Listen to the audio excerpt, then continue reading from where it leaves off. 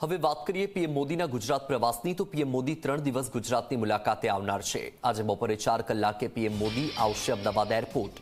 અમદાવાદ એરપોર્ટથી Vadsar air force station જશે।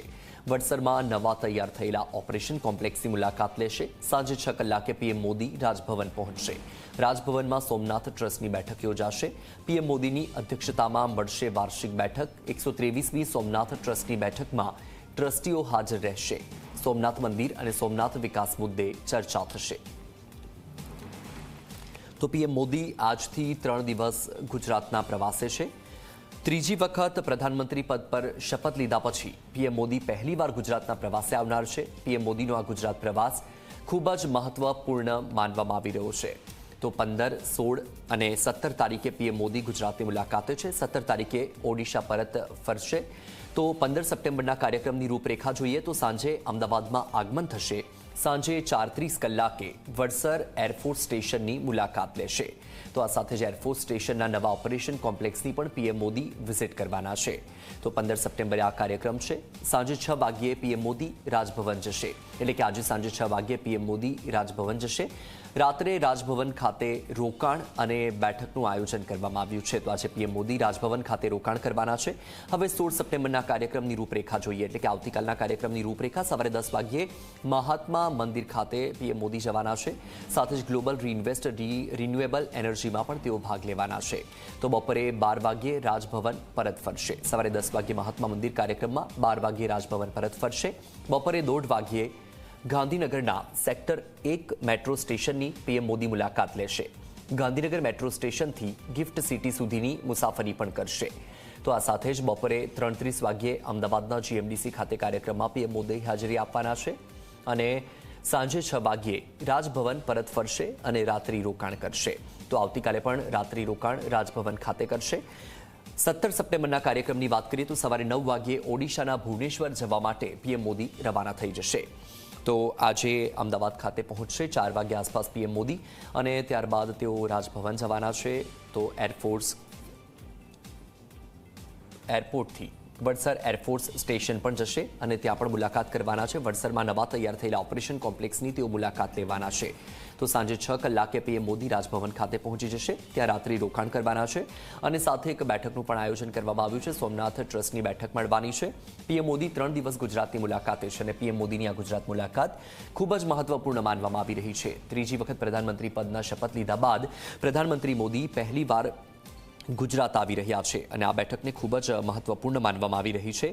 અત્યારે તમે જુઓ કે પ્રધાનમંત્રીના આગમનને લઈને તમામ જે તૈયારીઓ છે, તડામાર તૈયારીઓ શરૂ કરી દેવામાં આવી છે। હવે તૈયારીઓને આખરી ઓપ આપવામાં આવી રહ્યો છે। સાથે જો સુરક્ષા વ્યવસ્થા છે, એ સુરક્ષા વ્યવસ્થા પણ ખૂબ જ ચુસ્ત કરી દેવામાં આવી છે। કડક સુરક્ષા વ્યવસ્થા ગોઠવી દેવામાં આવી છે। તો આવતીકાલે અમદાવાદ ખાતે જીએમડીસી ગ્રાઉન્ડ ખાતે પણ પીએમ મોદી મુલાકાત લેવાના છે। તો ત્યાં પણ જે તમામ તૈયારીઓ છે એ તૈયારીઓને હવે આખરી ઓપ આપવામાં આવી રહ્યો છે। 3 દિવસનો પીએમ મોદીનો આ પ્રવાસ છે। 17 તારીખે પીએમ મોદી રાજભવનથી ફરી ઓડિશા જવા માટે રવાના થશે। તો આપને જણાવી દઈએ કે આજથી 3 દિવસ જે પીએમ મોદીનો ગુજરાત પ્રવાસ છે તેમાં તેઓ મેટ્રોના બીજા ફેઝનું લોકાર્પણ સહિતના કાર્યક્રમોમાં હાજરી આપવાના છે। આ દરમિયાન તેઓ 6 વખત કારમાં, 1 વખત મેટ્રો ટ્રેનમાં અને 4 વખત હેલિકોપ્ટરમાં મુસાફરી કરવાના છે। તો પીએમ મોદી આજે એટલે કે 15મી સપ્ટેમ્બરથી 17મી સપ્ટેમ્બર સુધી ગુજરાતના પ્રવાસે છે। તો આજે તેઓ અમદાવાદ ખાતે આવી પહોંચશે અને ત્યારબાદ ત્યાંથી સીધા જ વડસર એરફોર્સ સ્ટેશને જવા માટે રવાના થવાના છે અને ત્યાંથી સીધા જ રાત્રિ રોકાણ માટે ગાંધીનગર રાજભવન જશે। સાંજે 6 વાગ્યા આસપાસ તેઓ રાજભવન ખાતે પહોંચી જશે, જ્યાં તેઓ રાત્રિ રોકાણ કરવાના છે અને ત્યાં એક બેઠકનું આયોજન પણ કરવામાં આવ્યું છે। વધુ માહિતી મેળવીએ સંવાદદાતા ઉદય રંજન આપણી સાથે લાઈવ જોડાઈ ગયા છે। ઉદય, આજથી પીએમ મોદી 3 દિવસ માટે ગુજરાતના પ્રવાસે છે અને ત્રીજી વખત પ્રધાનમંત્રી પદના શપથ લીધા પછી પીએમ મોદીનો ગુજરાતનો આ પહેલો પ્રવાસ છે અને આ પ્રવાસને લઈને તડામાર તૈયારીઓ પણ કરવામાં આવી રહી છે। આવતીકાલે અમદાવાદ જીએમડીસી ગ્રાઉન્ડ ખાતે પણ તેઓ હાજર રહેવાના છે। કેવી તૈયારી છે અને જે 3 દિવસનો આખો કાર્યક્રમ છે તેમાં શું રૂપરેખા છે તે પણ જણાવશો।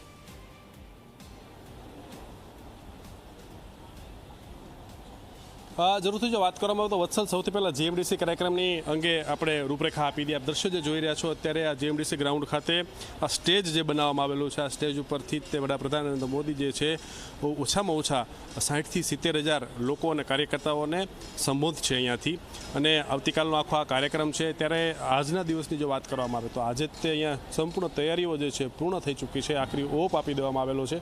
જ્યારે પણ વડાપ્રધાન નરેન્દ્ર મોદી આવતા હોય છે ત્યારે સુરક્ષાની જવાબદારી અને સુરક્ષા કવચ જે છે એ બનાવ ખૂબ જ મહત્વનો અને મોટું બની રહેતું હોય છે, માનવામાં આવતું હોય છે. તમે જોઈ શકો છો કે અત્યારથી જ અમદાવાદ શહેરના અમદાવાદ ક્રાઇમ બ્રાન્ચ અને અમદાવાદ શહેરની પોલીસની અલગ અલગ ટીમ જે છે અથવા તો અધિકારીઓ જે છે એમના તરફ એમનો બંદોબસ્ત જે છે ગોઠવી દેવામાં આવેલો છે. આ તરફની જો વાત કરવામાં આવે બીજા દ્રશ્યોની તો આપ જોઈ શકો છો કે આખી બેઠક વ્યવસ્થા જે બનાવવામાં આવેલી છે આ માનવામાં આવી રહ્યું છે કે 60,000થી 70,000 જેટલી ખુરશીઓ જે છે એ આખી બેઠક વ્યવસ્થામાં મૂકવામાં આવેલી છે. આ પ્રકારે 3 ડોમ બનાવવામાં આવેલા છે. આપ જે અત્યારે જોઈ રહ્યા છો આ એક જ ડોમ છે. જમણી બાજુનો એક ડોમ છે એ પણ દ્રશ્યોમાં દેખાડવા માટે પ્રયત્ન કરીએ. આપણે કેમેરામેન અમિત મકવાણાને કહીશ કે પહેલું ડોમ જે છે એ દેખાડે. આપણે જે ઊભા છીએ વચ્ચેનું ડોમ અને બીજું ડોમ છે. ત્યારબાદ જે છે ત્રીજું ડોમ ડાબી બાજુ તરફનું જે છે જે એ પણ તમે દ્રશ્યમાં જોઈ શકો છો. તો 60,000થી 70,000 લોકો જે છે એ વડાપ્રધાન નરેન્દ્ર મોદીને અહીંયા સાંભળવા માટે આવશે. આજે વડાપ્રધાન નરેન્દ્ર મોદી જ્યારે એરપોર્ટ ઉપર આવશે, એરપોર્ટ ઉપર આવ્યા બાદ જે છે સૌથી પહેલાં વડસર જશે. વડસર ગયા બાદ જે છે રાજભવન ખાતે રોકાણ કરશે. આવતીકાલે સવારે જે 2 અલગ અલગ કાર્યક્રમ છે એ કરી અને ત્યારબાદ જે છે બપોર બાદનો સમયનો કાર્યક્રમ જે છે એ જીએમડીસી ગ્રાઉન્ડ ખાતેનો છે. ફરી વખત જે છે રાજભવન ખાતે એમનું રોકાણ કરશે અને પરમ દિવસે સવારે અહીંયાથી ભુવનેશ્વરનો આગળનો જે કાર્યક્રમ છે એ પૂર્ણ કરવા માટે આગળ વધશે. વત્સલ. બિલકુલ ઉદય, આપની પાસેથી અપડેટ મેળવતા રહીશું. હાલ માહિતી સાથે જોડાવા બદલ આપનો આભાર. તો આ દ્રશ્યો તમે જોઈ રહ્યા છો કે પીએમ મોદીના આગમનને લઈને તમામ જે તૈયારીઓ છે તડામાર તૈયારીઓ શરૂ કરી દેવામાં આવી છે. તૈયારીઓ તેજ કરી દેવામાં આવી છે.